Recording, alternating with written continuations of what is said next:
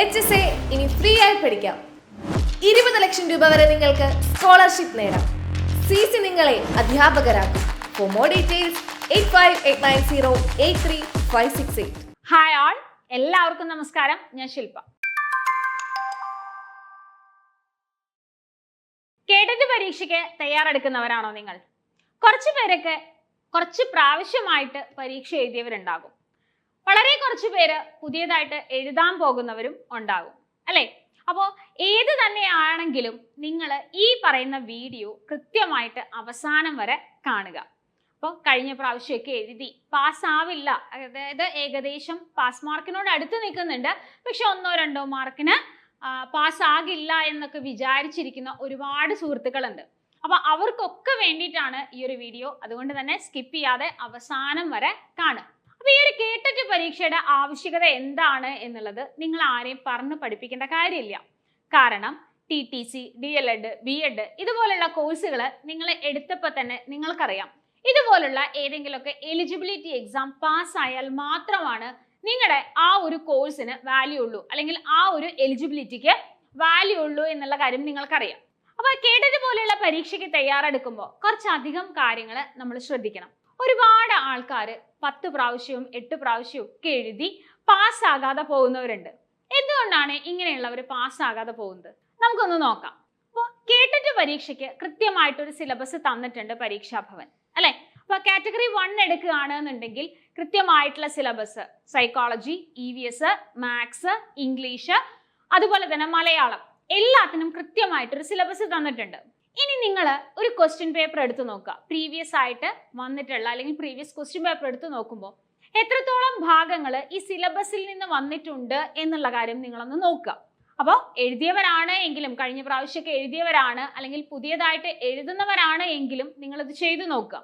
അപ്പൊ തന്നെ നിങ്ങൾക്ക് മനസ്സിലാവും, സിലബസിൽ ഉള്ള കാര്യങ്ങളല്ല കൂടുതലായിട്ടും ചോദിക്കുന്നത്, സിലബസിൽ നിന്നും പുറത്തുള്ള കാര്യങ്ങൾ. എന്നാൽ ഔട്ട് ഓഫ് സിലബസ് എന്ന് നമുക്ക് പറയാൻ പറ്റുമോ? ഇല്ല. കാരണം നമ്മൾ അധ്യാപകരാകാൻ പോകുന്നവരാണ്. അപ്പൊ നമുക്ക് SCERT പാഠപുസ്തകങ്ങളെ നല്ല രീതിയിൽ അറിയണം. അപ്പോൾ എവിടെ നിന്നാണ് ഈ ചോദ്യങ്ങളെല്ലാം വന്നിരിക്കുന്നത്?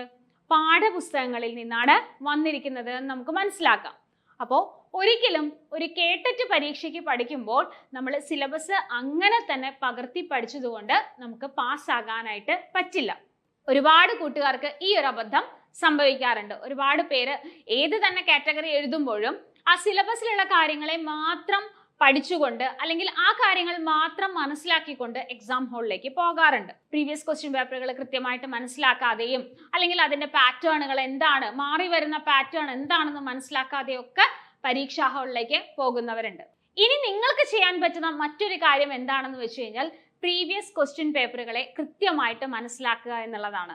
അതിനായിട്ട് നിങ്ങൾ കഴിഞ്ഞ പ്രാവശ്യം നടന്ന ക്വസ്റ്റ്യൻ പേപ്പർ എടുക്കുക, അല്ലെങ്കിൽ എഴുതിയവരാണെങ്കിലും എഴുതാത്തവരാണെങ്കിലും കഴിഞ്ഞ തവണ നടന്ന ക്വസ്റ്റ്യൻ പേപ്പർ എടുക്കുക.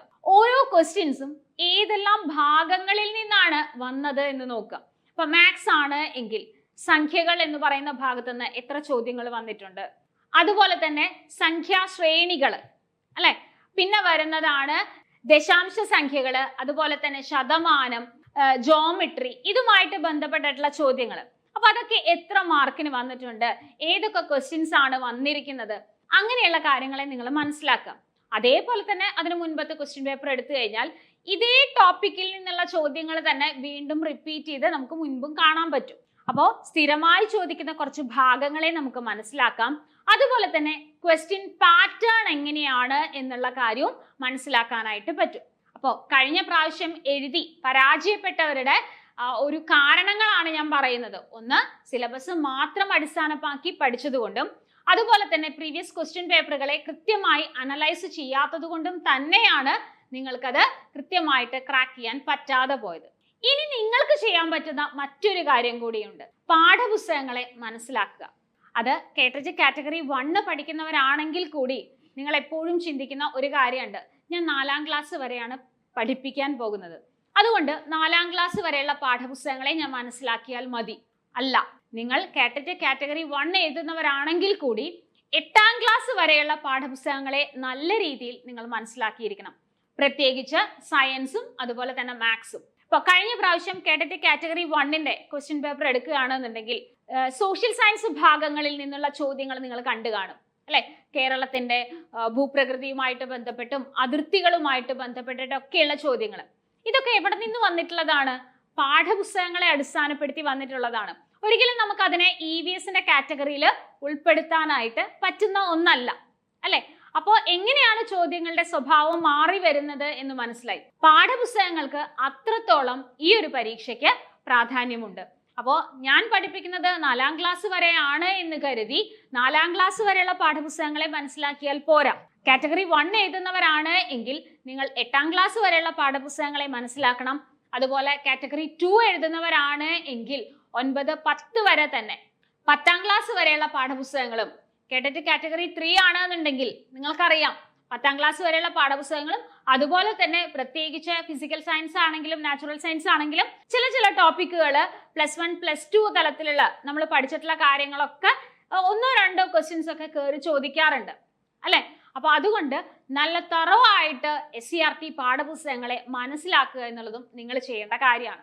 അപ്പോൾ ഇങ്ങനെയുള്ള കാര്യങ്ങളെല്ലാം തന്നെ കൃത്യമായിട്ട് ശ്രദ്ധിക്കാതെ പോകുമ്പോൾ അല്ലെങ്കിൽ കൃത്യമായിട്ട് മനസ്സിലാക്കാതെ പഠിക്കുമ്പോഴാണ് പരാജയം നമ്മുടെ അടുത്ത് ഇങ്ങനെ വന്ന് നിൽക്കുന്നത്. അപ്പോൾ ഇനി പരീക്ഷ എഴുതുന്നവര് ഇങ്ങനെയുള്ള അബദ്ധങ്ങൾ ആവർത്തിക്കാതിരിക്കുക. അതുപോലെ തന്നെ കോമ്പറ്റേറ്റീവ് ക്രാക്കറിലാണ് എന്നുണ്ടെങ്കിൽ പ്രീവിയസ് ക്വസ്റ്റ്യൻ പേപ്പറുകളെ അടിസ്ഥാനപ്പെടുത്തിയിട്ടും അതുപോലെ തന്നെ SCERT പാഠപുസ്തകങ്ങളെ അടിസ്ഥാനപ്പെടുത്തിയിട്ടുമാണ് നമ്മുടെ ക്ലാസ് മുന്നോട്ട് കൊണ്ടുപോകുന്നത്. പ്രീവിയസ് ക്വസ്റ്റ്യൻ പേപ്പറുകളെ അടിസ്ഥാനപ്പെടുത്തി വീഡിയോ ക്ലാസ്സുകളുണ്ട്. അതുപോലെ ലൈവ് ക്ലാസ്സുകളിലാണെങ്കിലും നമ്മൾ പ്രീവിയസ് ക്വസ്റ്റ്യൻ പേപ്പറുകളാണ് ഡിസ്കസ് ചെയ്യുന്നത്. അപ്പൊ ആ പ്രാധാന്യം മനസ്സിലാക്കിക്കൊണ്ട് തന്നെ ലൈവ് ക്ലാസ്സുകളിൽ നമ്മൾ ഏറ്റവും കൂടുതൽ ഉൾപ്പെടുത്തിയിരിക്കുന്നതും SCERT പാഠപുസ്തകങ്ങളാണ്. 2025 അടുത്തതായിട്ട് നടക്കാനിരിക്കുന്ന കേട്ടറ്റ് പരീക്ഷയ്ക്ക് തയ്യാറെടുക്കുന്നവർക്ക് ശ്രദ്ധിക്കേണ്ട കുറച്ച് കാര്യങ്ങളാണ് ഞാൻ പറഞ്ഞത്. ഈ ഒരു പോരായ്മകള് മനസ്സിലാക്കി പഠിക്കണമെന്നുണ്ടെങ്കിൽ തീർച്ചയായിട്ടും കോമ്പറ്റേറ്റീവ് ക്രാക്കറിൽ ജോയിൻ ചെയ്യാം.